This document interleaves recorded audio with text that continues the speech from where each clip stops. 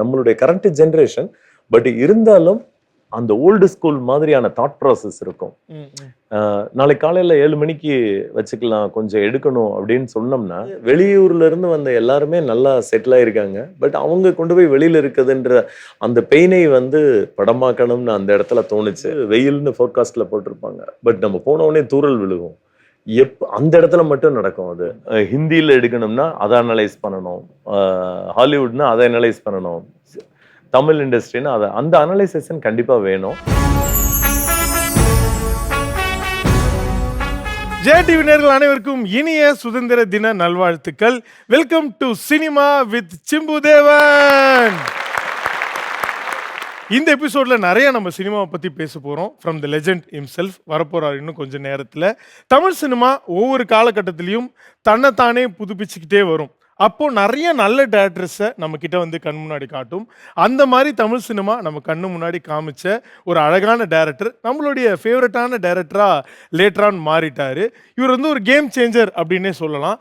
நிறைய பேர் பெரிய ஹீரோஸை நம்பி கதை பண்ணிட்டு இருந்த டைம்ல சின்ன சின்ன அங்கங்க நடிக்கக்கூடிய நடிகர்கள், நம்ம ரசித்த பெரிய காமெடி நடிகர்களை ப்ராப்பரான ஹீரோவாக மாற்றி இந்த மாதிரிலாம் ஒரு கதை பண்ண முடியுமா அப்படின்னு சொல்லிட்டு நம்மளை வேற ஒரு ஃபேண்டசி உலகத்துக்குள்ளே கொண்டு போனவர். தமிழ் சினிமா ஏன் இந்தியன் சினிமாவே இவரை வச்சிருக்கிறதுக்கு ஒரு ப்ரைட் அப்படின்ற மாதிரி ஒரு விஷயமா நம்ம பெருமை கொள்ளணும். ஸோ அவர் மோஸ்ட் ஃபேவரட் டைரக்டராக இருக்கக்கூடிய சிம்புதேவன் அவர்கள் தான் இன்னைக்கு கெஸ்ட். ஸோ லெட்ஸ் வெல்கம் அவர் மோஸ்ட் ஃபேவரட் டைரக்டர் சிம்புதேவன் அவர்கள். எல்லாருக்கும் வணக்கம், என்னுடைய இனிய சுதந்திர தின நல்வாழ்த்துக்கள். Super super super sir. இனிய சுதந்திர தின நல்வாழ்த்துக்கள் உங்களுக்கும். சீரியஸா இந்த இண்டிபெண்டன்ஸ் டே ஸ்பெஷல்ல நம்மளுடைய ஜெயா தொலைக்காட்சியில் ரொம்ப ஒரு ஸ்பெஷலான கெஸ்ட் வரணும்னு சொல்லி ஒர்க் அவுட் பண்ணோம். கரெக்டாக போட்டுக்கு நீங்கள் அதை அமைச்சு கொடுத்துருக்கீங்க. ஏன்னா போட்டுடைய கதைக்களமும் அப்படிதான். 1947க்கு முன்னாடி, நம்ம சுதந்திரத்துக்கு முன்னாடி ஒரு சில வருடங்களுக்கு முன்னாடி நடந்த ஒரு உண்மை கதை. அதில் உங்களுடைய கற்பனையை கொண்டு ஒரு காமெடி மெசேஜ்லாம் கலந்து அழகான ஒரு படமாக கொடுத்துருக்கீங்க. அந்த படத்தினுடைய வெற்றிக்கு பெரிய வாழ்த்துக்கள். Actually seriously seriously sir. So இந்த படம் இப்போ நல்லா போயிட்டு இருக்கு. எவ்வளோ ஹாப்பியா இருக்கீங்க சார்? So happy. ஏன்னா இது ஒரு சின்ன புள்ளியில் ஸ்டார்ட் பண்ணோம். அதாவது 1943க்கு முன்னால் ஜப்பான் சென்னையில் பாம் பிளாஸ்ட் பண்ணாங்க. ஸோ அந்த இடம் நமக்கு நல்லா இருக்கும் அப்படிங்கிற மாதிரி நினச்சிருந்தோம். ஒரு நண்பர் ஒருத்தருடைய இதில் பேசும்போது அப்போ பாம் சென்னையில் வரப்போகுது அப்படின்னு ஏதாவது அனௌன்ஸ்மெண்ட் வரும்போது மீனவர்கள்லாம் சிலர் போட் எடுத்துட்டு கடலுக்குள்ள போய் இருந்துட்டு விடிகாலையில வருவாங்க அப்படின்ற ஒரு. ஸோ இதை நம்ம பண்ணால் எப்படி இருக்கும் அப்படிங்கிற மாதிரி ஒரு தாட் ப்ராசஸ். என்னுடைய producer Mali and Manvi Premkumar sir கிட்ட ஸ்டோரி சொன்னப்போ அவருக்கு ரொம்ப பிடிச்சிருந்தது. இதில் நீங்கள் என்ன ஃபீல் பண்ணி இப்போ சொன்னீங்களோ அதை அப்படியே எடுத்துட்டு வாங்க, நம்ம பண்ணுவோம் அப்படின்னாரு. அதுக்கப்புறம் யோகி பாபு அவர்கள்கிட்டையும் என்னுடைய பிரதர் அவர் சார் இதுக்காக என்ன பண்ணணுமோ பண்ணலாம் அப்படின்னாரு. அது பெரும் வார்த்தையாக இல்லாமல் அவ்வளவு கஷ்டப்பட்டு கடலில் குதிச்சு நீந்தினதில் தொடங்கி எல்லாமே பண்ணி கொடுத்தாங்க. ஸோ நீங்கள் ஹிஸ்ட்ரி இப்படி எடுத்து பார்த்தா டிக்கெட் தாண்டி நம்மளை சிரிக்க வச்ச பல காமெடியன்ஸை நீங்கள் ஒரு ப்ராப்பரான ஹீரோ ஆக்கியிருக்கீங்க. கண்டிப்பாக அதில் இர்ரீப்ளேசபிள் நம்ம வைகை புயல் வடிவேலு சார். புலிகேசி படம் மூலிமா அவருடைய ஒரு ஸ்டேச்சரே மாறுனுச்சு. சந்தனம் சார் அவர் இவ்வளோ சீரியஸாக ஒரு கதைக்களத்தை எடுத்துகிட்டு போவாரா அப்படின்ற மாதிரி அரையன் 305 கடவுள் பண்ணீங்க. இப்போ அஃப்கோர்ஸ் யோகி பாபு சார் அவருக்கு ஆப்டாக இருந்தது. அவர் காமெடி பண்ணதெல்லாம் தாண்டி போட் படத்தில் அவர் எமோஷ்னலாக பேசுகிற டைலாக், நான் மெட்ராஸ்காரன், நான் தான் ரியல் மெட்ராஸ்காரன், நீங்கள் இங்கே நாங்கள் இங்கே வாழ முடியாமல் போச்சுன்னு சொல்கிற ஒரு டைலாக்காக இருக்கட்டும், அவ்வளோ அழகாக ஆப்டாக அவர் நீங்கள் கொண்டு வந்துடுறீங்க. ஸோ இந்த ரிஸ்க் எப்போலேருந்து சார் எடுத்துகிட்டு வரீங்க? உங்களுக்கு அந்த ஒரு இல்லை, இது ரிஸ்க் எல்லாம் கிடையாது. எப்பயுமே ஒரு ரொம்ப சீரியஸாக பண்ணுறவங்க வேணால் காமெடி பண்ணுறதுல கொஞ்சம் தடுமாறலாம். சிலர் ரொம்ப பெர்ஃபெக்டாக பண்ணுவாங்க, சிலர் தடுமாறலாம். ஆனால் காமெடி பண்ணுற எல்லாராலையுமே அந்த பகுதியை ரொம்ப ஈஸியாக பண்ணிட முடியும். சீரியஸாக நீங்கள் அதுக்கு நிறைய சாட்சி. பாலச்சந்தர் சார் நாகேஷ் காம்போவில் பண்ண படங்கள்லாம், எதிர்நீச்சல் மாதிரியான சில இதெல்லாம் மிகப்பெரிய எக்ஸாம்பிள். அதனால எந்த இடத்துலையும் நான் காமெடி நடிகரை சீரியஸ் ஆக்கணும் அப்படிங்கிற மோட்டிவேஷன்லாம் பண்ணலை. என் கதாபாத்திரத்துக்கு அவங்க சரியாக இருந்தாங்க. அது வடிவேல் சாராக இருந்தாலும் சரி, சந்தனம் சாராக இருந்தாலும் சரி, இப்போ யோகி பாபுவாக இருந்தாலும் சரி. இது என்னன்னா அவங்களால 2 எண்டையும் மீட் அவுட் பண்ண முடியும். அப்ப எனக்கு வந்து காமெடியும் கொஞ்சம் கலந்து தேவை, சீரியஸும் தேவை அப்படிங்கும்போது அத பண்ணிக்கிறேனே தவிர, பர்ப்பஸா இந்த ஒரு டிரான்ஸ்ஃபர்மேஷனுக்காக தான் நம்ம ஒர்க் பண்ணணும்லாம் எங்கேயும் பண்ணல. இது இயல்பா நடந்தது. அண்ட் அவங்களால ரொம்ப ஈஸியா எல்லா காமெடி நடிகர்களாலயும் ரொம்ப ஈஸியா சீரியஸ் கேரக்டர் பண்ண முடியும். Super sir. லைக் இந்த போட் நாங்கள் வந்து ட்ரெய்லர் பார்த்துட்டோம், ஃபர்ஸ்ட் லுக் பார்த்துட்டோம். படம் பார்க்குறப்பையும் முழு கதையும் வந்து அந்த போட்டில் அவங்க நீங்கள் சொன்ன மாதிரி கடலுக்குள்ளே போய் தங்களை காப்பாற்றிக்கிறாங்க. அது போட் அங்கேயே வந்து ஸ்டாட்டிக்காக நிற்கிற மாதிரி இருக்குது எங்களுக்கான ஒரு எக்ஸ்பீரியன்ஸ். பட் பிஹைண்ட் த சீன்ஸில் கண்டிப்பாக உங்களுடைய டைரக்ஷன் டீம், சினிமோட்டோகிராஃபி டீம் எல்லாருமே கஷ்டப்பட்டிருப்பாங்க. ஆனால் அந்த போட்டுக்காக ஒரு 4 பேர் வந்து நாள் முழுக்க கடல்லே நின்று இருந்தாங்களாமே சார், அதை பற்றி? இல்ல எங்களுக்கு பொதுவாவே வந்து இந்த கதையை பொறுத்த வரைக்கும் எனக்கு எழுதும்போது ரொம்ப சுவாரஸ்யமா இருந்தது. எப்படி உருவாக்க போறோம்ன்றது பெருசா தெரியல. ஏன்னா எனக்கும் பெரிய கடல் அனுபவம் கிடையாது. எல்லார மாதிரியுமே நானும் வந்து பீச்சில் போய் கால் நினைக்கிற அந்த கடல் தான் தெரியும். பட் உள்ள போறப்ப அதனுடைய அப்ஸ் அண்ட் டவுன்ஸ் என்ன எனக்கு எங்க டெக்னிக்கல் க்ரூவுக்கும் தெரியாது, எங்களுடைய ஆர்டிஸ்ட் டீமுக்கும் தெரியாது. ஸோ முதல் நாள் நாங்கள் ஃபர்ஸ்ட் லொக்கேஷன் பார்க்க போறப்பவே அந்த ஹடில்ஸ் இருந்தது. எப்படி உள்ள போய் நின்று, ஏன்னா நம்ம ஒரு பெரிய ஷிப்பா இருந்தாலும் பரவாயில்ல, நம்ம பாட்டு நின்று ஷூட் பண்ணலாம். ஒரு சின்ன போட்டு ஆப்போசிட்ல ஒரு போட் வச்சு நம்ம ஷூட் பண்ணணும். அப்ப அது ஆடிக்கிட்டே இருக்கு, ஒரு ஃபோக்கஸ் கூட எடுக்க முடியாது. ஸோ அப்புறம் முதல்ல லொக்கேஷன் வந்து ஃபைனல் பண்ணோம். அதுக்கப்புறம் என்ன கைண்ட் ஆஃப் போட், ஏன்னா அப்படி ஒரு துடுப்பு போடுற போட்லாம் இப்போ கிடையாது. ஸோ அதை வந்து கிரியேட் பண்ணோம். ஆல்மோஸ்ட் அது வல்லம் போட்டுன்னு கேரளா சைடில் இருக்கு, ராமேஸ்வரத்தில் வச்சு அதை கிரியேட் பண்ணி அப்புறம் வந்து அதை திருச்செந்தூர் பக்கத்தில் உவரி அப்படிங்கிற இடத்துல தான் எடுத்தோம். அங்கே கொண்டு வந்து அதுக்கு வந்து துடுப்பு, ஏன்னா இப்பெல்லாம் துடுப்பு போடுற ஸ்டெமினாவே யாருக்கும் கிடையாது அந்த கடல் நீரை எதிர்த்து அப்படிங்கிறது. அந்த நேச்சுராலிட்டிக்காக அவர் கொஞ்சம் பழகுனாரு. எல்லாம் முடிச்சு ஷூட் போய் உள்ள கடல்ல இறங்கும் போது தான் தெரிஞ்சது நம்ம ஷெட்யூலே போட முடியாது, கடல் போடுற ஷெட்யூல் படி தான் நம்ம ஒர்க் பண்ண முடியும். ஏன்னா எந்த ஷாட்டையுமே நம்ம பிளான் பண்ண முடியாது. இத்தனைக்கும் வந்து ஒரு 6 மீனவர்கள், அவங்களுக்கு தான் ரொம்ப நன்றி சொல்லணும். அவங்க நாங்கள் எந்த இடத்துல போனாலும் கடல்ல உள்ள குதிச்சு போட்டு கூட சேஃப்கார்டு மாதிரி வந்துகிட்டே இருப்பாங்க. அது காத்துல அசையாம அதுக்குள்ள பிடிச்சி நிக்கணும், நீந்திக்கிட்டே ஒரு அதை தடுத்து நிக்கிறதுன்னு இருக்கு. ஏன்னா நங்கூரம் போட்டாலும் அது மூவ் ஆகும். ஸோ ரொம்ப நங்கூரம் போட்டால் அது ரொம்ப ஆப்வியஸா தெரிஞ்சிடும். ஏன்னா ஒரு சின்ன மூமெண்ட்ல இருக்கணும். அப்ப அவங்க ரொம்ப கஷ்டப்பட்டாங்க. அண்டு டெக்னிக்கல் டீமா கேமரா வந்து என்ன ஆங்கிள் வச்சாலும் அது மாறிடும். ஓகே. நம்ம ரொம்ப சீரியஸா வச்சுட்டு இருப்போம், பார்த்தா வேற ஒரு ஆள் இருப்பாங்க, போட் அப்படியே மெல்ல நகண்டு இருக்கும். என்ன ஃப்ரேம்ல ஃபர்ஸ்ட் ஒரு ஆள் இப்போ ஒரு ஆள் அப்படிங்கிற மாதிரி இருக்கும். அண்ட் ஆர்டிஸ்ட் சைடு என்னன்னா பயங்கர தலை சுத்தல் இருக்கும். நீங்க வந்து எப்படி சொல்றதுன்னா தரை தான் நமக்கான இடம், அந்த கம்ஃபர்ட் வந்து கடல்ல இருக்காது. ஸோ ஒரு மாதிரி அப்ஸ் அண்ட் டவுன்ஸா நமக்கு நம்மளுடைய ரெகுலர் பேட்டர்ன்ல இருந்து பாடியே மாறிடும். அப்போ அதுக்கு நடுவில் அவங்க அந்த எமோஷனலை கேரி ஆன் பண்ணி, அந்த காமெடியை கேரி ஆன் பண்ணி, அவங்க எதுவும் தன்னுடைய வழி வெளிக்காட்டிக்காமல் நடிக்கணும். ஸோ இது என்னன்னா யாருக்குமே எக்ஸ்பீரியன்ஸ் இல்லைன்றனால யாரும் யாரையும் பிளேம் பண்ணாமல் உள்ளே போய் ஒரு வழியாக எடுக்க ஆரம்பிச்சிட்டோம். அதில் எங்களுக்கு கிடைச்ச எக்ஸ்பீரியன்ஸ் தான் பயங்கரமானது. ஏன்னா சில நாள் வந்து சாஃப்டா இருக்கும், சில நாள் பயங்கர ஹார்ஸா இருக்கும், சில நேரம் வெயிலா இருக்கும், அடிச்சிட்டு இருக்கும்போது எப்போ மேகம் மாறுச்சுன்னே தெரியாது, ஃபுல்லா மாறிடும். ஸோ எங்களுக்கும் புது அனுபவம், ஆர்டிஸ்டுக்கும் புது அனுபவம். பட் எங்களுக்கு கிடைச்ச அந்த எக்ஸ்பீரியன்ஸை வந்து அப்படியே டிரான்ஸ்ஃபர் பண்ணி தேட்டருக்கு கொண்டு வந்திருக்கோம். ஸோ கண்டிப்பாக தேட்டரில் பார்த்த அந்த எக்ஸ்பீரியன்ஸ் தான் ரொம்ப அவுட்ஸ்டாண்டிங்காக இருக்கும். எல்லாரும் எங்களை அப்ரிஷியேட் பண்ணதும் அந்த இடம்தான். ரெண்டாவது இதில் நாங்கள் வந்து ஒரு முக்கியமான கருத்தை, அதாவது பூர்வக்குடி அப்படின்றவங்க வந்து பொதுவாக மெட்ரோபாலிட்டன்ஸ்ல இருந்து வெளியேற்றப்படுறாங்க, சென்னையிலையும் அதுதான் நடக்குது அப்படிங்கிற அந்த கருத்துக்கு எங்களுக்கு நிறைய பாராட்டுக்கள் வந்தது. அந்த அமைப்பு சார்ந்து அந்த இடத்துல உள்ளவங்க எல்லாரும், அதுதான் இந்த படத்தோட வெற்றின்னு நினைக்கிறேன். அண்ட் வந்து பார்த்த எல்லாருமே கடலுக்குள்ளேயே இருந்த ஃபீல் இருந்தது அப்படின்னாங்க.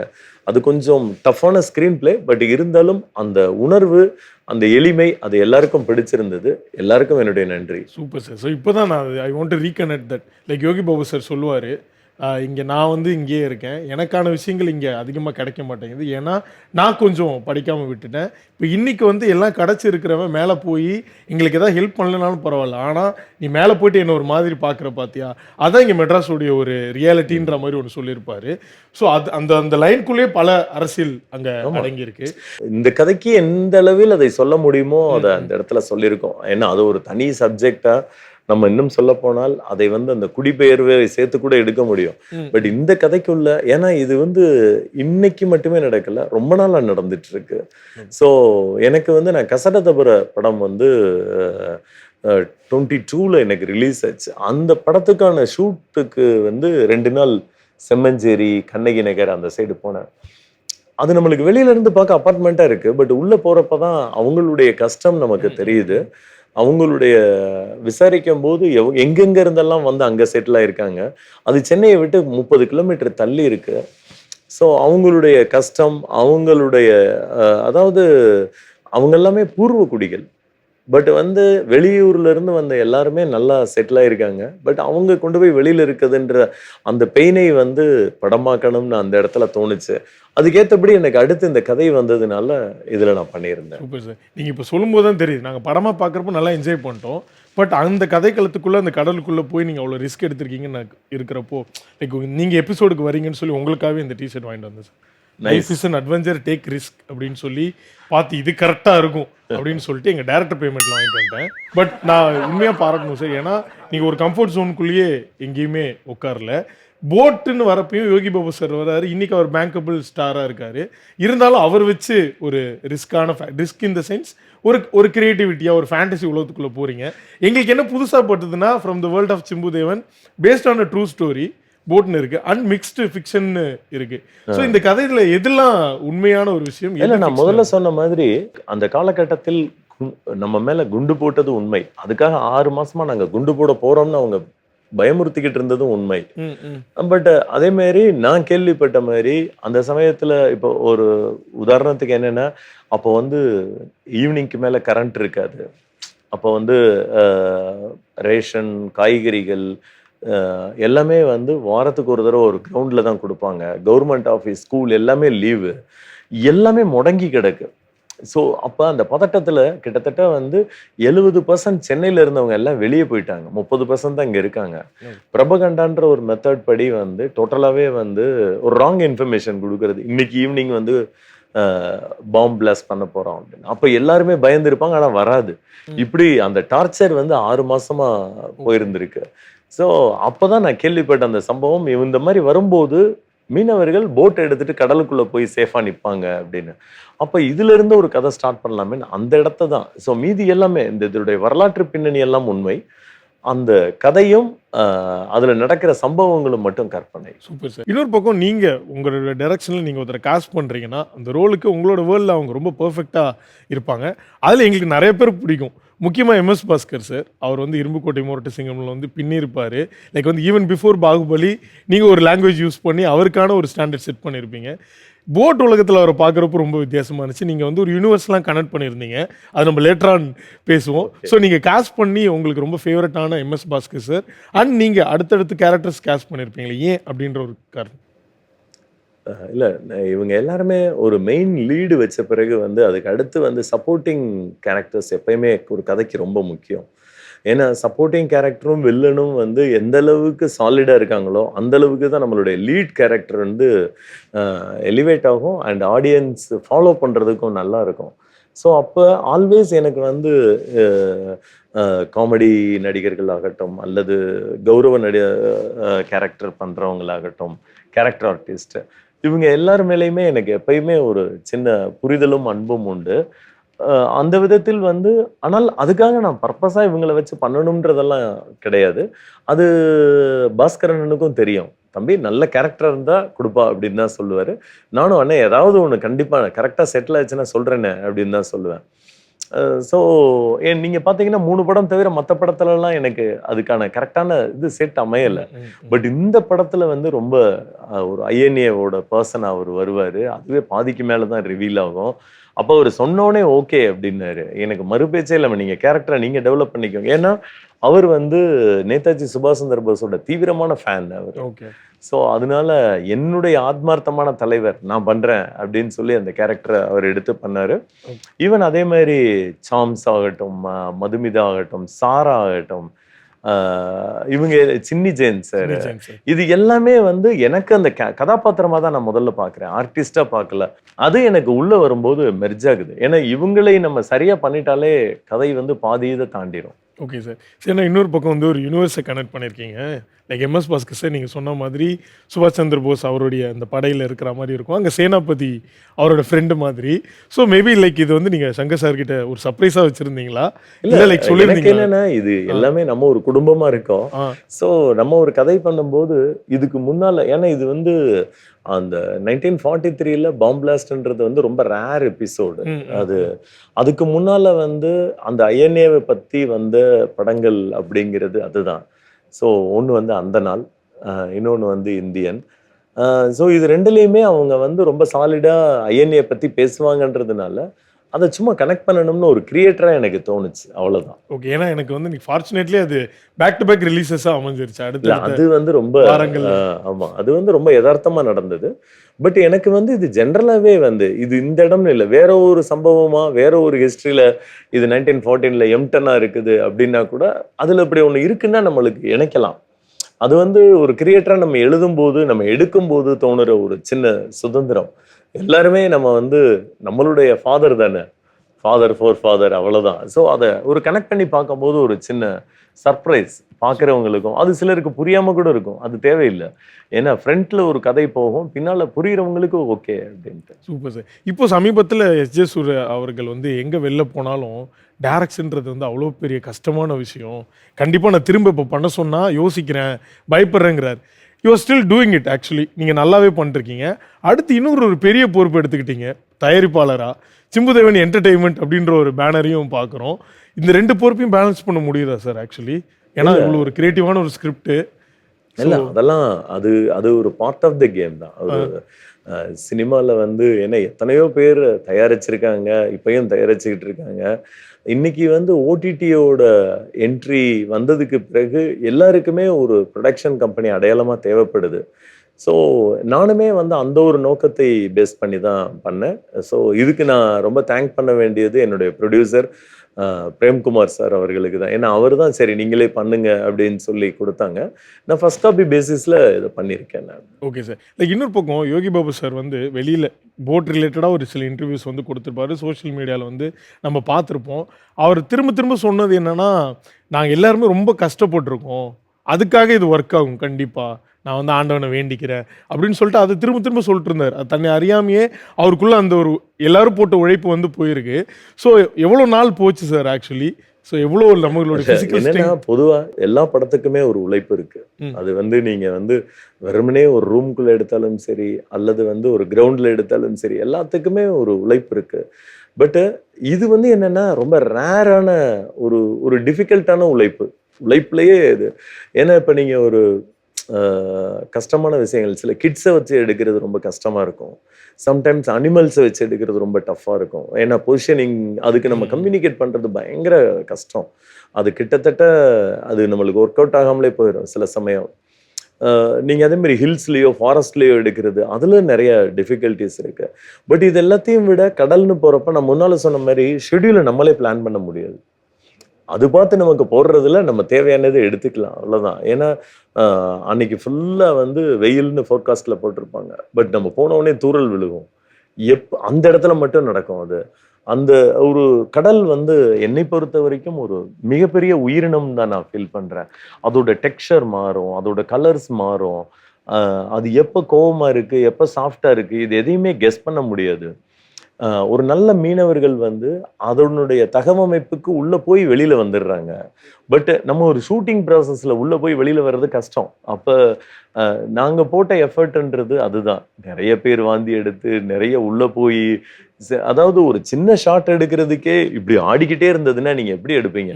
அப்ப நீங்க எதை கண்ட்ரோல் பண்ணுவீங்க? முதல்ல வந்து தரையதாங்க, அதாவது அந்த கடலை கண்ட்ரோல் பண்ண முடியாதுங்கும் போது அந்த கஷ்டம், அதை தான் வந்து நாங்க எல்லாருமே சொன்னோம். அதை வந்து எப்படி சொல்றது, நாங்க பயங்கர கஷ்டப்பட்டுட்டோம் அப்படிங்கிறது இல்லை. எங்களுக்கு அங்க கிடைச்ச கஷ்டம் ரொம்ப டிஃப்ரெண்டா இருந்தது. அந்த எக்ஸ்பீரியன்ஸ் உங்களுக்கு தியேட்டர்ல கடத்தப்பட்டிருக்கும், அதனால அதை பாருங்கன்றது தான் அதோட மீனிங். உங்களுக்காக உங்க படங்கள்லாம் பார்த்து வளர்ந்து உங்களுக்காக காமிக்கல ஒரு விஷயம் டெடிகேட் பண்ணி எடுத்துட்டு வந்திருக்கேன் சார். ஸோ வித் ஒரு permission I will start this. லேசாக படுத்து கிடந்த நம்ம தமிழ் சினிமாவை வெற்றிவேல் ஆமா வீரவேல் என்று சொல்லி தூக்கி நிறுத்தினாரு புலிகேசியில. அதுக்கப்புறம் பல ப்ரொடியூசர்ஸ் இவரை தேடி வந்தாங்க அலைபேசியில. கம்ஃபர்ட் ஜோன் இல்லாம ரிஸ்க் எடுத்து ஃபேண்டசியா மட்டும்தான் படங்கள் பண்ணுவாரு. டரியல் ஆரம்பம்னு தன்னோட ஸ்டைல்ல அதெல்லாம் சொல்லுவாரு. ஒரு புறாவுக்கு போறான்னு தமிழ் சினிமா பாத்திராத ஹியூமர் உலகத்துக்குள்ள கொண்டு போனாரு நம்மள. இந்த மாதிரியும் படங்கள் கொடுத்து சிரிக்க வைக்க முடியும்னு இதுக்கு முன்னாடி எந்த டைரக்டர்ஸும் நமக்கு சொல்லல. இவர் படம்னாலே அங்க காமெடிக்கு இல்ல பஞ்சம். உதாரணத்துக்கு இரும்பு கோட்டை முரட்டு சிங்கம். சோசியல் மெசேஜ்லாம் இருக்குமே அங்கங்க கொஞ்சம். இவர் படைப்பெல்லாம் உலக சினிமாவையே மிஞ்சும். பேக் டு பேக் ஹிட் மூலமா காட்டினாரே தன்னோட கிரியேட்டிவிட்டி பவரை. வாழ்க்கையை புரிஞ்சுக்கணும்னா பாருங்க இவரோட கசட தவற. ஆகஸ்ட் 15க்கு ஏத்தா மாதிரி டைமிங்க்கு இவர் விட்ட படம் போட்டு. தமிழ் சினிமா டைரக்டர்ஸ்லயே இவர் தவிர்க்க முடியாத கோட்டு. நாளைக்கு ஹிஸ்டரியை புரட்டி பார்த்தா கண்டிப்பா கேட்பாங்க இந்த டைரக்டர் எவன்னு. ஊரே சொல்லும் the greatest of all time Chimbu தேவன்னு. இந்த நேரத்துல தாண்டா நீங்க வெற்றிவேல் வீரவேல் சொல்லணும். ஓகே, ரொம்ப கொஞ்சம் கூச்சமா இருக்கு, பட் அதை தாண்டி வந்து நல்லா கம்பைல் பண்ணது ரொம்ப நல்லா இருக்கு. Thank you sir. அந்த உங்க டைலாக்கே தான் சற்று கனப்பொழுதில் தோன்றியது. அதுல அந்த வார்த்தைகளை அரேஞ்ச் பண்ணிருக்குது. ஏன்னா ஒரு சின்ன வார்த்தை மாற்றத்துல அது மனசுல பதிஞ்சிரும். அதுதானே லிரிக்ன்றது, அதுதானே. சோ ரொம்ப நல்லா இருக்கு, வாழ்த்துக்கள். Thank you sir. என்னை இவ்வளவு தூரம் பாராட்டினதுக்கும் நன்றி. So to move on with next செக்மெண்ட்டுக்கு போறோம். ஸோ இதுல வந்து சிம்புதேவன் அவர்களுடைய சினிமாட்டிக் யூனிவர்ஸ்ல நிறைய பேர் நீங்க கடந்து வந்திருப்பீங்க. அஸ் ப்ரொடியூசர், டைரக்டர், ஆக்ட்ரஸாக இருக்கட்டும், டெக்னீஷியன்ஸ் எல்லாருமே ரொம்ப முக்கியமானவர்களோட நீங்கள் இருக்கிற பிக்சர்ஸ்லாம் இருக்கு. ஸோ அந்த மெமரிஸ் ரீகலெக்ட் பண்ண போகிறோம். ஸோ அதில் முதல் பிக்சர் என்ன அப்படின்றத பார்த்துலாம் sir. Can you have the picture please? நம்ம சேரன் சார் குருன்னு சொல்லலாம்ல சார்? சேரன் சார் உங்களுடைய குரு. நான் வந்து ஆக்சுவலி விகடன்ல சப் எடிட்டர் கம் கார்ட்டூனிஸ்டா ஒர்க் பண்ணேன். ஸோ நான் கல்லூரி முடிச்சு வந்து அங்கே ஒர்க் பண்ணிக்கிட்டு இருந்த காலகட்டங்களில் வந்து மேடு, டின்டின் அந்த மாதிரி எனக்கு ஒரு காமெடியோட அப்ஸ் அண்ட் டவுன்ஸ் எல்லாத்தையும் ஒரு கார்ட்டூனிஸ்டாக என்னால் ஸ்டடி பண்ண முடிஞ்சது. பட் எனக்கு ஃபில்ம் தான் ஆசை. அப்படிங்கும்போது ஃபில்மில் இருக்க எமோஷனலை வந்து நான் இது பண்ணணும். அப்படிங்கும்போது அப்போதான் நான் வந்து சேரன் சாருடைய படங்கள்லாம் ரிலீஸ் ஆகி ரொம்ப இருந்தது. நான் அப்போ சேரன் சார்கிட்டயே என்னை அவரை ஒரு குருவா இது பண்ணி நான் அவர்கிட்டயே சேரணும் அப்படின்னு நினைச்சு அதுக்காக கொஞ்சம் காத்திருந்து அவரை போய் பார்த்து, அப்போ வந்து கிமு வில் சோமு அப்படின்னு சொல்லி நான் வந்து ஒரு காமிக்ஸ் புக்கு பண்ணியிருந்தேன் தனியா. கிட்டத்தட்ட 25 எபிசோட்ல நானே வரைஞ்சு, அது ரொம்ப கஷ்டமானது ஒரு காமிக்ஸ் புக்கு. ஸோ அதை அவர்கிட்ட காமிச்சப்ப இதுவே நல்லா தானே இருக்கும், நீங்க எதுக்கு சேரணும் அப்படின்லாம் கேட்டாரு. இல்லை சார் நான் உங்க கூட சேரணும் அப்படின்னு சொல்லி அதுக்கப்புறம் சேரன் சார்கிட்ட சேர்ந்தேன். என்னுடைய மானசீக குரு அவர் தான். அவர் தான் எனக்கு சினிமால ஒருவேளை நான் ஏதாவது நல்ல விஷயங்கள்லாம் என்னால் பண்ண முடியுதுன்னா அதுக்கான கிரெடிட் வந்து சாருக்கு தான் போகணும். ஸோ அவர் கூட வந்து கிட்டத்தட்ட ஒரு 6 வருடங்கள் 3 படங்கள் டிராவல் பண்ணி நான் ஓரளவு என்னால் வந்து சினிமாவை சரி ஓகே அப்படின்ற மாதிரி கற்றுக்கிட்டு நான் வெளியில வந்தேன். ஸோ என்னுடைய குருநாதர் திரு சேரன் அவர்கள். Super sir. So the next picture please. நம்ம முதலாளி, நல்ல முதலாளி. ஸோ முதல் சம்பளம் நீங்க as a டைரக்டரா சங்கர் சார் கிட்ட கண்டிப்பா. ஏன்னா நான் ஒர்க் பண்ணது வந்து சேரன் சார் கிட்ட. என்னுடைய முதல் படம் ப்ரொடியூசர் வந்து சங்கர் சார். ஸோ என்னுடைய மரியாதைக்குரிய என்னுடைய இன்னொரு குருநாதர் அப்படின்னு தான் சொல்லணும். நான் அவர்கிட்ட அசிஸ்டண்டா ஒர்க் பண்ணல, பட் அவரை ஒரு வெளியில இருந்து பார்த்து நான் நிறைய கத்துக்கிட்டேன். ஏன்னா வந்து அவர் வந்து மிகப்பெரிய பர்ஃபெக்ஷனிஸ்ட், ரொம்ப சின்சியரான ஹார்ட் ஒர்க்கர். எந்த அளவுக்குன்னா நான் வந்து ஒரு அசிஸ்டண்டா இருக்கும்போது கூட வந்து நான் வாய்ப்பு கேட்டு போய் ஒரு கார்பரேட் ஆஃபீஸ் மாதிரி எனக்கு என்ன நிறைய இடங்கள்ல முயற்சி பண்ணுவோம், பல இடங்கள்ல ஒர்க் அவுட் ஆகும், சில இடங்கள்ல பர்சன்ஸை சந்திக்கவே 6 மாசம் ஆகும். அதுக்கப்புறம் வந்து ஃபர்ஸ்ட் ஆஃப் கேட்டுட்டு செகண்ட் ஆஃப் கேட்க மாட்டாங்க. இப்படியான ஹடில்ஸ் எல்லாம் ஒரு டைரக்டரா முதல் படத்துக்கு இருக்கும். நான் எஸ் பிக்சர்ஸ்ல போய் அந்த வாட்ச்மேன் கிட்ட சொல்லிட்டு உள்ள போனப்போ உள்ள ஒரே ஒரு பர்சன் இருந்தாரு. நான் ஒரு லெட்டர் மட்டும்தான் கொடுத்தேன், நான் சோ நான் வந்து உங்கள்கிட்ட கதை சொல்லணும் அப்படின்னு. பட் அதுக்கு எனக்கு ஒரு 3 நாள்ல ரிப்ளை வந்து அது வந்து அந்த கடிதம் கொடுத்த 6வது நாள் அவர் என்கிட்ட கதை கேட்டாரு. ஓகே. ஸோ ரொம்ப சின்சியரா எனக்கு நான் முதல்ல சொன்ன கதை வந்து வேற ஒரு கதை, ஒரு மின்மினி அப்படின்னு சொல்லி ஓகே. அது வந்து ஒரு லவ் ஸ்டோரி, ஒரு மாதிரி front and back screenplay போய் வர்ற மாதிரியான ஒரு இது. Wow sir. அப்புறம் அதுவும் அவருக்கு பிடிச்சி பேசிட்டு இருக்கும்போது ஒரு கான்வர்சேஷன்ல வந்து அவர் கேட்டாரு, எனக்கு வந்து மெல் ப்ரூக்ஸ் மாதிரினா, சார் அந்த மாதிரி அந்த டைரக்டர் மாதிரியான கதை நான் கூட ஒன்று வச்சிருக்கேன், புலிகேசி அப்படின்னு. அப்பதான் அந்த கான்செப்டை சொன்னேன். அதுக்கப்புறம் லிவெட்டாய் உருவானதான். அதுக்கப்புறம் புலிகேசி முடிஞ்சது. புலிகேசிக்கு பின்னால் வந்து அரையன் 305 கடவுளும் சார் கூட தான் பண்ணேன். இந்த 2 படங்கள்ல நான் அவர் கூட டிராவல் ஆகும்போது அவர்கிட்ட கத்துக்கிட்ட நிறைய விஷயங்கள் உண்டு.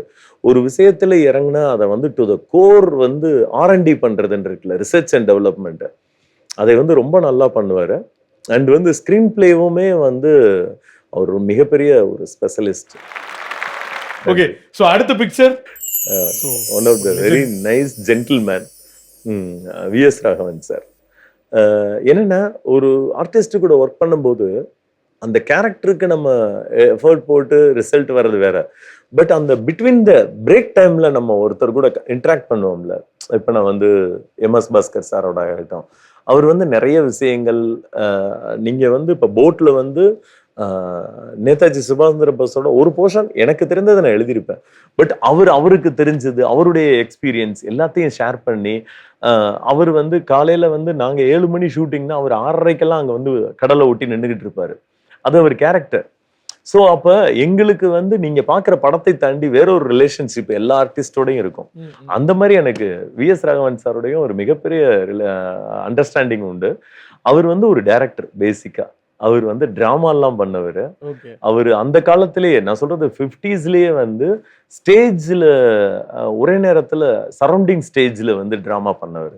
ஸோ ஒரு மிகப்பெரிய பழுத்த ஒரு அனுபவம் உள்ளவர், இலக்கிய அனுபவம் உள்ளவர், வேர்ல்டு சினிமா நாலேஜ் உள்ளவர். டிராமா அவ்வளவு டு த கோர் அவருக்கு எல்லா குழுவை பத்தியும் தெரியும். அண்ட் சினிமாலையும் பெர்ஃபார்ம் பண்ணுவார். இப்பயும் அவர் ஒரு முறை பிக் பண்றதுக்கு வீட்டுக்கு போறப்ப அவரே சமைச்சுக்கிட்டு இருந்தார். அப்போ அவருக்கு வந்து கிட்டத்தட்ட 84, 85. அவரே காலையில எந்திரிச்சு போன் அடிப்பாரு, என்ன சார் இன்னைக்கு உங்க தகவல்லாம் வந்திருக்குன்னு. ஒரு 84 வயசுல ஒரு மனிதனுடைய எனர்ஜி லெவல் இருக்குல்ல, நான் அதை வந்து சிவகுமார் சார் கிட்ட பார்த்திருக்கேன். 80 கிராஸ் பண்ணி இன்னும் வந்து ஒரு 60கள்ல இருக்க ஒரு எனர்ஜி லெவலோட. அதுக்கு அடுத்து இவரை தான் சொல்லலாம். So can we have the next picture please? Sridevi madam. Sridevi ma'am. எனக்கு வந்து சின்ன வயசுல இருந்து அவங்களுடைய படங்கள்லாம் பார்த்து அவங்களுடைய பெஸ்ட் பெர்ஃபார்மன்ஸ், அப்புறம் சாங்ல அவங்களுடைய எனக்கு குறிப்பா வந்து என் வானிலே ஒரே வெண்ணிலா அதெல்லாம் ரொம்ப பிடிச்ச இது. அப்புறம் நம்ம ஒன்ஸ் நான் ஃபில்ம் இண்டஸ்ட்ரிக்குள்ள வரும்போது அவங்க வந்து டோட்டலா இல்லை. அண்ட் வந்து அதுக்கப்புறம் இங்கிலீஷ் இதுலலாம் வர்றாங்க. பட் இருந்தாலும் நம்மளுக்கு அதே அந்த ஃபீல்ல இருக்கும்ல. ஸோ புலி படத்துக்கு வந்து அந்த யவனராணி கேரக்டருக்கு அவங்க பண்ணா நல்லா இருக்கும்னு பாம்பேல போய் அவங்க கிட்ட சொல்ல சொன்னப்ப அவங்க வந்து கதை கேட்டு எங்களை ரிசீவ் பண்ணது எல்லாமே அவ்வளோ நல்லா இருந்தது. ஸோ ஒன் ஆஃப் த அவங்க வந்து அந்த ஓல்டு ஸ்கூல். ஸோ ரொம்ப சின்சியரா கதை கேட்டு அதுல எல்லாத்தையும் சந்தேகத்தை எல்லாம் வந்து அவங்க கேட்டுக்கிற விதம், அவங்க ஸ்கிரீன் பிளேலேயே கேட்கிற சந்தேகம், இது எல்லாமே ரொம்ப அந்த அந்த ஒரு ஓல்டு ஸ்கூல் லெஜெண்டரி அவங்க கூட ஒர்க் பண்ற அந்த ஃபீல் கிடைச்சது. ஈவன் ஃபைட்ல வந்து டூப் போட மாட்டேன்ட்டாங்க. ஸோ ஒரிஜினலா அந்த கிளைமேக்ஸ் ஃபைட்லாம் ஒரிஜினலா பண்ணாங்க. அப்புறம் இதுல வந்து என்னன்னா அவங்களுக்கு மேக்கப் வந்து ஒரு 3 hours நடக்கும். அந்த கொண்டையெல்லாம் வந்து உள்ள பாட்டில்லாம் வச்சு செட் பண்ணுவாங்க. அந்த ட்ரெஸ்ஸு மனிஷ் மல்கோத்ரா தான் வந்து பாம்பேல இருந்து வந்து பண்ணி கொடுத்தாரு. ஸோ அதெல்லாமே பண்ணும்போது அவங்க வந்து இப்போ நாங்கள் 9 மணிக்குன்னா அவங்க 5 மணிக்கெல்லாம் கிளம்பி வரணும். வந்துட்டு அப்புறம் கண்ணில் ஒரு லென்ஸ் வைப்பாங்க. ஸோ 6 hours தான் அவங்களால ஒர்க் பண்ண முடியும். அதனால முதல்ல அந்த 6 hours அவங்களுக்கு தேவையான ஷார்ட்ஸ்லாம் எடுப்பேன். ஏன்னா கண்ணு செவந்துரும் கண்டினியூஸாக லென்ஸ் வைக்கும் போது. அவ்வளோ கஷ்டப்பட்டு அவ்வளோ நல்லா கோஆப்ரேட் பண்ணி அவ்வளோ ஃப்ரெண்ட்லியாக இருப்பாங்க. செட்டில் வந்து அவங்க வந்து கரெக்டாக சொல்லணும்னா ஒரு ஜூனியர் ஆர்டிஸ்ட் மாதிரி எல்லாரு கூடயும் சேர்ந்து அவங்க பாட்டு ஓரமாக உட்காந்துட்டு அந்த எந்த இதுவும் இல்லாமல் ரொம்ப நல்லா பண்ணுவாங்க. அவங்க கூட ஒர்க் பண்ணது ஒரு மறக்க முடியாத நல்ல எக்ஸ்பீரியன்ஸ். Super sir. இல்லை அந்த அளவுக்கு வந்து டெடிகேட்டடாக இருந்திருக்காங்க. இன்னைக்கு நம்ம மிஸ் பண்ணுறோம், but still she is with us, நம்ம கூட தான் இருக்காங்க. So can we have the next picture please? Thalapathy, Ilaya Thalapathy நீங்க புலி எடுத்தப்போ. ஆமா, தளபதி அவர்கள் சங்கர் சார் கிட்ட சில விஷயங்கள் கத்துக்கிட்டனோ அந்த மாதிரி விஜய் சார் கிட்ட இருந்துமே ரொம்ப டு த கோர் வந்து சின்சியர். ஓகே. ஆமா. அதாவது எப்படின்னா நம்மளுடைய கரண்ட் ஜெனரேஷன், பட் இருந்தாலும் அந்த ஓல்டு ஸ்கூல் மாதிரியான தாட் ப்ராசஸ் இருக்கும். நாளைக்கு காலையில 7 மணிக்கு வச்சுக்கலாம், கொஞ்சம் எடுக்கணும் அப்படின்னு சொன்னோம்னா, இப்போ வந்து ஒரு அண்டர்ஸ்டாண்டிங்ல அவங்க 7:15 வருவாங்க, 7:30 வருவாங்க. அப்படி அவர் 6:50 வித்து மேக்கப்போட வந்துருவாரு. நமக்குன்னு அன்னைக்கு வந்து வழக்கம் போல கேமரா பொசிஷன் லைட்டிங் இதெல்லாமே டிலே ஆகி அப்பதான் வந்து 7:20 வரைக்கும் போகும். எனக்கு அதனாலே முதல் தடவைக்கு பிறகு அவர்கிட்ட ரொம்ப ஷார்ப்பா டைம் சொல்லுவோம். அவ்வளவு தூரத்துக்கு, அதாவது அந்த பணியில இருக்கும்போது முழுக்க அதுலயே இருப்பார். ஒரு ஃபைட் வந்து எடுத்துட்டு இருக்கோம் அப்படின்னா அது ஒரு பேச்சு திங்கிங் எல்லாமே அதுலயே இருக்கும். அந்த படத்துல ஒரு ஹாலிவுட் படத்துல அதுல ஒரு சேசிங்ல இதே மாதிரி ஒரு ஷாட் வரும்ல அப்படின்றது, அதை வந்து இன்னும் கொஞ்சம் இங்க இருந்து லெஃப்ட்ல இருந்து போலாம், அவர் வந்து அதுக்குள்ள இருந்துகிட்டே இருப்பாரு. பட் சுதந்திரம் ஃபுல்லா நம்ம கையில இருக்கும். ஸோ ரொம்ப டெடிகேட்டடான ஒரு சின்சியாரிட்டி. அந்த சின்சியாரிட்டியும் அவர் வந்து ஒரு விஷயத்தில் மேல் வைக்கிற நம்பிக்கையும் தான் அவருடைய முழு வெற்றிக்கு காரணம் அப்படின்னு நான் நம்புறேன். Super sir. நீங்க சொல்லிட்டீங்க நீங்களே டைமிங்ல ஒரு பயங்கர பெர்ஃபெக்ட்னு. ஸோ விஜய் சார் வந்து லைக் இப்போ ஒரு டுவர்ட்ஸ் நம்பர் 1 பொசிஷனை நோக்கி போயிட்டு இருக்காரு. இன்னைக்கு அவருக்காக தான் எல்லாருமே காத்துட்டு இருக்காங்க. மேபி ஒரு ஏர்லி ஸ்டேஜ்ல புலி மாதிரி ஒரு ஃபேண்டசி சப்ஜெக்ட் அவர் கண்டிப்பா இன்னும் ஈஸியா பண்ணியிருந்திருக்க முடியும். கம்ஃபர்டபுளா ஓகே நம்மள யாரும் எதுவும் நம்மள வந்து நம்ம இந்த ரிஸ்க் எடுக்கலாம் அப்படின்னு சொல்லிட்டு. பட் ரொம்ப பெரிய பொசிஷனுக்கு போனதுக்கு அப்புறமா கண்டிப்பா அந்த ஸ்கிரிப்ட் இம்ப்ரெஸ் பண்ணியிருக்கும். எந்த ஒரு விஷயம் சார் எஸ் சொல்ல வச்சுச்சு இளைய தளபதி? இல்ல, எனக்கு அதை வந்து அவர் வந்து என்கிட்ட முதல்ல கதை கேட்டவனே சொன்னது, இந்த ஸ்கெலிட்டனை அப்படியே கரண்ட்ல வச்சாலும் கதை கரெக்டா இருக்கும். ஓகே. சோ உள்ள வந்து கதையா இருக்கு. ஒரு கிராமம் கஷ்டப்படுது, அந்த கிராமத்தை வந்து மீட்டெடுக்கிறதுக்காக வில்லனை போய் அவர் மீட் பண்றாரு. அங்க போன பிறகுதான் தெரியுது அந்த வில்லனுடைய குரூப்லயே பிறந்த ஒரு ஆள் தான் இவரு அப்படிங்கிற. இது நீங்க கரண்ட்ல அப்படியே வந்து ஒரு படமாவும் ஒரு போலீஸ் ரவுடி இப்படி வச்சாலுமே இது கரெக்டா ஒர்க் அவுட் ஆகும். ஸோ உள்ள இருக்க ஸ்கெலிட்டன் பிடிச்சிருக்கு. ரெண்டாவது வந்து அப்ப நாங்க வந்து இது கிட்ஸுக்கு வந்து ரொம்ப அப்பீல் ஆகும், ஸோ கிட்ஸ் ஓரியன்டாவும் போகணும் அப்படின்னு நினைச்சு எடுத்தோம். ஸோ நாங்க என்ன நினைச்சு எடுத்தோமோ அதை கரெக்டா அதை எடுத்திருந்தோம். அது சில நேரங்களில் நமக்கு அந்த நேரத்துல ரிசீவ் ஆகாம பின்னால ரிசீவ் ஆகும். அது எதுவுமே நம்ம கையில இல்ல. ஏன்னா அந்த ரிலீஸ் சமயத்துல வந்து நிறைய ஹடல்ஸ் இருந்தது. அதெல்லாம் தாண்டி இது எங்களுக்கு சாட்டிஸ்ஃபைடான படம். To move on with the next segment, ஆக்சுவலா அஸ்பைரிங்கான சினிமா பஃப் பீப்புள் எல்லாருமே வந்திருக்காங்க. சந்தோஷம், எல்லாருக்கும் வணக்கம். ஸோ உங்க பேர் கேட்டோன்னே பயங்கர ஹாப்பியா இன்னைக்கு வந்தே ஆகணும். நிறைய கேள்விகளோட வந்திருக்காங்க சார். இது வந்து ஒரு நீங்க சொன்ன மாதிரி நீங்க ஒரு இடத்துலலாம் நிறைய இடத்துல யூனிவர்சிட்டியா போய் லேர்னிங்லாம் பண்ணிட்டு வந்திருக்கீங்க. ஸோ இப்போ உங்கள்கிட்ட இருந்து லேர்ன் பண்றதுக்காக வெயிட் பண்றாங்க. So to start with first question. Happy independence day to sir and to all. நம்ம தமிழ் சினிமாவில் டார்க் காமெடி இன்ட்ரோ பண்ணது நீங்கள் தான். இப்போ ரெகுலராக வந்து எப்படின்னா ஆக்ஷன் த்ரில்லர்ஸ் அந்த மாதிரியே ஜேர்னல்ஸ் வந்துட்டு இருக்கு. ஸோ நீங்கள் மறுபடியும் ஒரு டார்க் காமெடியோட ஒரு படம் கொண்டு வருவீங்களா சார்? ஓகே, அதான் முதல்ல இந்த விஷயத்த சொல்லிக்கிறேன். டார்க் காமெடி அப்படின்றது மட்டும் இல்ல, அது மாதிரி பல விஷயங்கள், பாடல்களே இல்லாத படம் அல்லது வந்து ஸ்லாப்ஸ்டிக் காமெடி, இது மாதிரி எல்லாமே வந்து நம்ம சினிமா ஆரம்பித்து முதல் 20 வருடத்திலே எல்லாரும் எடுத்துட்டாங்க. ஸோ எம்ஆர் ராதா சார் பண்ணாத டார்க் காமெடிலாம் கிடையாது. அவ்வளவு சட்டையரா அவ்வளோ டார்க் காமெடிலாம் பண்ணுவோம். அதனால அதை நான் கொண்டு வந்தேன்றது கிடையாது. அதெல்லாம் வந்து நம்மளுடைய சினிமா ஒரு 60களுக்குள்ளேயே எல்லா விதமான படங்களையும் முடிச்சிட்டாங்க. நம்ம அதோட ரிப்ளிகாவா தான் வேற வேற எப்படி சொல்றது, அந்த நியூ பென் ஓல்டு இங்க்ன்பாங்கல்ல அந்த மாதிரி தான். ஸோ கண்டிப்பா வந்து எனக்கு வந்து என்னன்னா அந்த கதைக்கு தேவையான ஒரு காமெடி என்ன தேவையோ, அது சைலண்ட் காமெடியா இருந்தாலும் சரி, வெர்பல் காமெடியா இருந்தாலும் சரி, அதை கதை தான் டிமாண்ட் பண்ணணும். பர்பஸா நம்ம போய் ஒன்று வைக்க முடியாது. அப்படி கதை டிமாண்ட் பண்ணா நான் கண்டிப்பா டார்க் காமெடி ஒர்க் அவுட் பண்ண தான் செய்வேன். Hi sir, happy independence day. Thank you. So I have one question. So sir, நீங்கள் நிஜத்திலேயே வந்து உங்கள் படத்தில் வர கேரக்டர்ஸ் மாதிரி ஜாலி டைப்பா இல்லை கொஞ்சம் டெரரா சார்? கிட்டத்தட்ட நான் வந்து கொஞ்சம் வந்து டெரர்லாம் ஒன்றும் கிடையாது. பட் எனக்கு என்னுடைய ஒர்க்குன்னு வரும்போது மேபி என் அசிஸ்டன்ஸ் கிட்ட கேட்டாதான் அது தெரியும்னு நினைக்கிறேன். நமக்கு வெளியில இருந்து பார்க்க நான் யோக்கியேன் அப்படின்ற மாதிரி தெரியல. அவங்க கிட்ட கேட்டாதான் நான் எவ்வளோ டார்ச்சர் பண்றேன்னு சொல்லுவாங்களா இருக்கும். அதர்வைஸ் வந்து நான் வந்து என்னன்னா கொஞ்சம் நிதானமாக தான் எப்பயுமே இருப்பேன். ரொம்ப இந்த எண்டும் போக மாட்டேன், அந்த எண்டும் போக மாட்டேன், மிடில் தான் இருப்பேன். ஓகே சார், வந்து ஷார்ட்டா நான் கேட்கணும்னா அண்ணன் புலிகேசியா தம்பி புலிகேசியா சார்? நடுவில் ஒரு புலிகேசி. நடுவில் ஒரு புலிகேசி. Okay, thank you sir. அடுத்த கொஸ்டின் ஹாய் சார். ஹாய். இப்போ வர தமிழ் மூவிஸ்லாம் பார்த்தீங்க அப்படின்னா அதர் லாங்குவேஜ் மூவிஸோட கம்பேர் பண்ணி அது ஒரு ட்ரெண்டாக மாற்றிட்டு இருக்காங்களே. ஆஸ் அ டேரக்டராக நீங்கள் அதை பற்றி என்ன நினைக்கிறீங்க? இல்லை, ஆடியன்ஸுக்கு எல்லாத்துக்குமே உரிமை இருக்குது. ஒரு படம் வந்து சந்தைக்கு வந்துருச்சுன்னா அதை என்ன வேணாலும் பண்ணலாம். நீங்கள் அதை கொண்டாடலாம், அல்லது அதை திட்டலாம், அதை கம்பேர் பண்ணலாம், என்ன வேணாலும் செய்யலாம். ஏன்னா சில நேரங்களில் வந்து சம்மந்தப்பட்டவங்களுடைய விளக்கம் கேட்டால்தான் அதோடைய நிலை புரியும். சில சமயங்கள்ல அதை சொல்லாமல் கூட நம்ம போயிருப்போம். அந்த மாதிரி எனக்கு வரும்போது ஓடிடி வந்து வந்த பிறகு நம்மளுக்கு இடம் ரொம்ப சுருங்கிருச்சு. இப்போ நீங்கள் உங்கள் படம் வந்து ஓடிடியில் இருக்கிறதுக்கு பக்கத்துலேயே நீங்கள் அதுக்கு வந்து லைக் திஸ்ன்னு போட்டு ஒரு 4 ஆப்ஷன் வரும். ஸோ அப்போ அதில் உள்ளே போய் பார்த்தீங்கன்னா தெரியும், அவங்க பட்ஜெட் வேறு, நம்ம பட்ஜெட் வேறு. ஸோ இதெல்லாம் இருக்கும்போது அதில் அதாவது நீங்கள் எப்போ சுருங்கிருச்சோ இனிமேல் கம்பேரிசன் இருக்க தான் செய்யும். ஸோ அந்த சுருக்கத்துக்குள்ளே நம்ம வந்து வேர்ல்டு மார்க்கெட்டுக்கு ஈக்குவலாக நம்ம எடுக்க ட்ரை பண்ணணும். இப்போ நாங்கள் போட்டு கூட அப்படி தான். எங்களுக்கு வந்து நீங்கள் வந்து உள்ளே போய் பார்த்தீங்கன்னா லைஃப் ஆஃப் பை இருக்கும். இப்போவே வந்து கேட்குறவங்கெல்லாம் லைஃப் ஆஃப் பை மாதிரின்னு. லைஃப் ஆஃப் பை வந்து 996 crore அதோட பட்ஜெட்டு. நீங்கள் இப்போயும் விக்கிபீடியாவில் இருக்கும். இங்கே வந்து இந்த காம்போவில் ஒரு சின்ன பட்ஜெட்டாக எவ்வளோ எடுக்கணும்னு தெரியும். அப்போ நீங்கள் அதை ரெண்டையும் கம்பேர் பண்ணி பார்த்துக்கோங்க. அவங்க எடுத்த பட்ஜெட்டுக்கும் நாங்கள் எடுத்த பட்ஜெட்டுக்கும் நாங்கள் எங்களால் முடிஞ்சதை என்ன பண்ணியிருக்கோமோ அதுதான். ஸோ இது வந்து ஒரு டேரக்டருக்கோ ப்ரொடியூசருக்கோ டெலிகேட் கிடையாது. பட் அவங்க கிட்ட அது சம்மந்தமான ரீசன் கேட்டால் better. Hi sir. Hi sir, நான் வந்து ஒரு ஆஸ்பிரிங் டேரக்டர் சார்.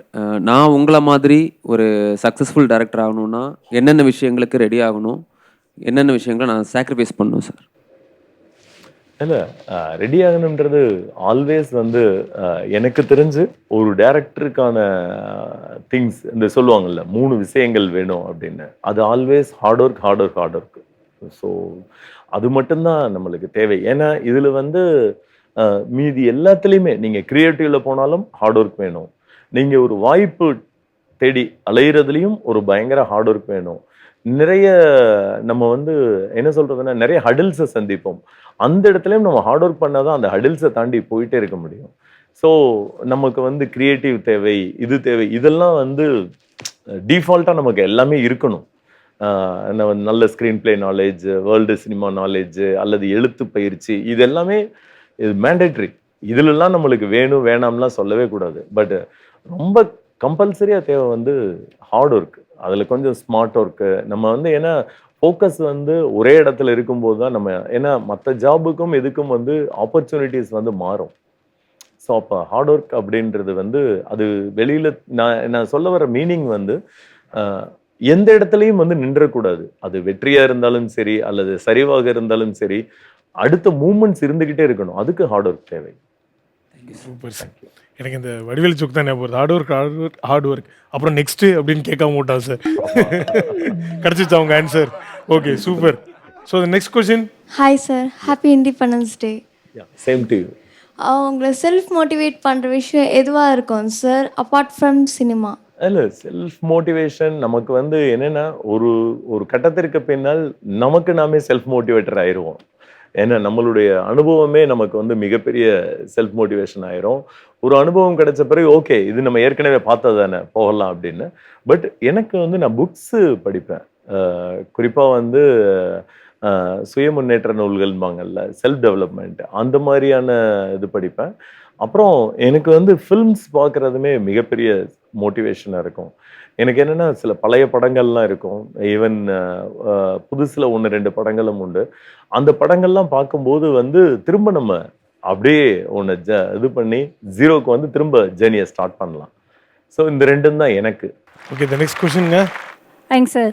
இந்த காலகட்டத்தில் சினிமாவில் ஒரு டைரக்டராக உங்களை புதுப்பிச்சுக்க என்னெல்லாம் பண்ணுறீங்க சார்? எப்பயுமே லேர்னிங் தான். ஏன்னா வந்து மக்களை வந்து ஸ்டடி பண்ணணும். இப்போ முந்தின கேள்வியில் கேட்டோம்ல, திடீர்னு ஏன் வந்து வெட்டுக்குத்தா பார்க்குறாங்க அப்படின்னு, அந்த ஸ்ட்ராட்டஜியை வந்து அனலைஸ் பண்ணிக்கிட்டே இருக்கணும். ஏன்னா என்னதான் இருந்தாலுமே வந்து ஒவ்வொரு 10 வருஷத்துலேயும் ஜென்ரேஷன் மாறும்.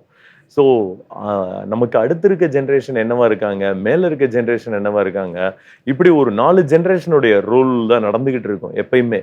அந்த 2016 46 வரைக்கும் இருக்கவங்க தான் ரூல் பண்ணுவாங்க சினிமாவை. ஆடியன்ஸில் சொல்கிறேன். ஸோ அப்போ அவங்களுடைய மைண்ட் செட்டு, அவங்களுடைய திங்கிங் எப்படி இருக்கு, அவங்களுக்கு என்ன பிடிக்குது, ஒன்றும் இல்லை. இந்த தெருவில் நம்ம கடை போடணும்னா இந்த தெருவில் உள்ளவங்களுடைய மனநிலை நம்ம எப்படி யோசிப்போம் பேசிக்கா. இவங்க வந்து எல்லாரும் விரதம் இருக்கவங்கன்னா அங்கே போய் நம்ம டீ கடை வைப்போமா? ஸோ அந்த மாதிரியான ஒரு மைண்ட் செட்டு. நீங்கள் அது ஹிந்தியில் எடுக்கணும்னா அதை அனலைஸ் பண்ணணும், ஹாலிவுட்னா அதை அனலைஸ் பண்ணணும், தமிழ் இண்டஸ்ட்ரின்னா அதை, அந்த அனலைசேஷன் கண்டிப்பாக வேணும். அதுக்கு வந்து நீங்கள் நிறையா அங்கே இருக்க படங்கள் பார்க்கறது, அப்புறம் நியூஸ் பார்க்கும்போது தான் அவங்களுடைய இது புரியும். Super sir, super. Thank you so much for all your கொஸ்டின்ஸுங்க. Thank you for your support sir. ஸ்டூடெண்ட்டாக நான் ஒரே ஒரு கொஸ்டின் சார். இப்போ வந்து நீங்கள் உங்களோட டைட்டில் வந்து ரொம்ப பெக்யூலியராக வைக்கிறீங்க. அதாவது இது வரைக்குமே இப்போ ஃபார் எக்ஸாம்பிள் ரேண்டமாக ஞாபகம் வரும் சார், இப்போ காதலன் அப்படின்னா ஒரு டைட்டில் இருக்கும், ஒரு வேர்ட் இருக்கும், அது ஒரு ஹூக்கா பதிவுன்னு சொல்லி எல்லாரும் வைப்பாங்க. பட் நீங்கள் வந்து அரையன் 305 கடவுள், இம்சை அரசன் 23ஆம் புலிகேசி, இப்போ கசட தவிர போட் கூட நீங்கள் இப்போ நீங்கள் சொன்ன மாதிரி புதுப்பிச்சுக்கிட்டீங்க. இப்போ இருக்கிற வேர்டு எடுத்து உள்ளே போட்டீங்க. பட் அதுக்குள்ளேயும் பேஸ்டான ட்ரூ ஸ்டோரி ஒளிஞ்சிருக்கு. போட்டுக்குள்ளேயும் ஒரு சில பகுதிகளாக நீங்கள் பிரிச்சிருக்கீங்க. இப்போ 2 துடுப்பும் ஏகப்பட்ட கடுப்பும் அப்படின்றது, வெட்டு 1 துண்டு 9 அப்படின்றது. இந்த டைட்டிலுக்கான தாக்கம்லாம் எங்கே சார்? எப்படி அதை போல்டாக வைக்கிறீங்க? இல்லை, என்னன்னா நான் ஒரு ஜேர்னலிஸ்டாகவும் இருந்ததுனால ஒரு தலைப்பு வந்து ரொம்ப வசீகரம் செய்யும். ஸோ இந்த படத்துக்கே நாங்கள் முதல்ல வைக்க வேண்டிய ஒரிஜினல் தலைப்பு வந்து பக்கிங்காம் வீரனும் பரதேசியின் பேரனும். அதை தான் வந்து டைட்டிலாவே நினைச்சிருந்தோம். ஃபர்ஸ்ட் டைட்டில் அதான் அதுக்கு. ஓகே. ஆனால் வந்து என்னன்னா இன்னைக்கு ஓடிடி மார்க்கெட் இதெல்லாம் வரும்போது யூனிவர்சலா ஒரு டைட்டில் இருந்தால் பெட்டர் அப்படிங்கிற மாதிரி சொன்னதுனால நான் கீழே நெய்தல் கதைன்னு வச்சேன். போட்டு கீழே நெய்தல் கதைன்னு இருக்கும், ஓகே, சப்டைட்டில் மாதிரி. அண்ட் உள்ள வந்து வர்ற சாப்டர்ஸ் எல்லாத்துலயுமே சரி அட்லீஸ்ட் அது நமக்கு கிடைச்ச ஏரியா. எனக்கு என்னன்னா ஃபுல்லா கடலுக்குள்ளேயே போயிட்டு இருக்கிறதுனால ஒரு சின்ன பிரேக் தேவைப்படுது. ஒரு 5-6 செகண்டாவது பிளாக் ஃப்ரேம் வந்தால் கொஞ்சம் இன்னும் விசிபிளா நம்மளுக்கு மைண்டை ரெஃப்ரெஷ் பண்ணிக்கலான்னு. அப்ப அந்த இடத்துக்குள்ள மைண்டை சேஞ்ச் பண்றதுக்காக தான் அந்த டைட்டிலே வச்சது. சார் இவ்வளோ நேரம் ஆக்சுவலி நேரம் போனதே தெரியல. இந்த நாளை இன்னும் ஸ்பெஷல் ஆக்குனதுக்கு பெரிய பெரிய தேங்க்ஸ். ஏன்னா எனக்கும் பெரிய கேள்விகள் நிறையா ஆஸ் அ ஃபேன் பாயாக இருந்தது. ஸ்டூடெண்ட்ஸும் அவங்களுடைய சந்தேகங்களுக்கு வந்து உங்ககிட்ட கேட்டிருந்தாங்க. ரொம்ப தெளிவாக இன்னைக்கு அவங்க எல்லாரும் வீட்டுக்கு போவாங்கன்னு நினைக்கிறேன். நான் ரொம்ப சந்தோஷமாக போகிறேன் சார். ஏன்னா புலிகேசி பார்த்து வளர்ந்த ஒரு ஃபேன் பாய் இன்னைக்கு ஹாப்பியாக வீட்டுக்கு போகிறேன். அதுக்கு முழு கிரெடிட்ஸும் உங்களுக்கு தான். Thank you so much for existing sir. நிறைய படங்கள் போட் மாதிரி நிறைய தொடர்ந்து வெற்றி படங்கள் நீங்கள் பண்ணணும் சார். இந்த ஒரு நல்ல நாளில் எனக்கு இந்த ஆப்பர்ச்சுனிட்டி கொடுத்த ஜெயா டிவிக்கும் ஸ்டூடெண்ட்ஸுக்கும் நேயர்களுக்கும் என்னுடைய மனப்பூர்வமான நன்றிகள். வணக்கம். Thank you so much sir. as a small token of love from Jaya TV team, so diamond home appliances வழங்கும் ஒரு சின்ன gift sir. That's for you. Thank you sir. So cinema with Chimbu Deven இந்த ஷோ உங்கள் எல்லாருக்கும் ரொம்ப பிடிச்சிருக்கும் நாங்கள் வந்து நம்புகிறோம். ஏன்னா அப்பார்ட் ஃப்ரம் போட் படம் சிம்புதேவன் அவர் எப்படி டேரக்டர் ஆனார், இவ்வளோ தூரம் வந்து அவர் கடந்து வந்த ஜேர்னியை பற்றி ரொம்ப அழகாக நம்ம கூட பகிர்ந்துக்கிட்டு இருந்தார். ஸோ நேர்கள் எல்லாருக்குமே ரொம்ப பிடிச்சிருக்கும் அப்படின்னு வந்து நம்புகிறோம். ஸோ இதே மாதிரி ஒரு சூப்பரான ஷோவில் நான் வந்து உங்களை சந்திக்கிறேன். அதுவரை உங்களிடமிருந்து விடைபெறுவது உங்கள் Karthik Ramadurai. So last but not least, Jaya தொலைக்காட்சி நேயர்கள் அனைவருக்கும் இனிய சுதந்திர தின நல்வாழ்த்துக்கள்.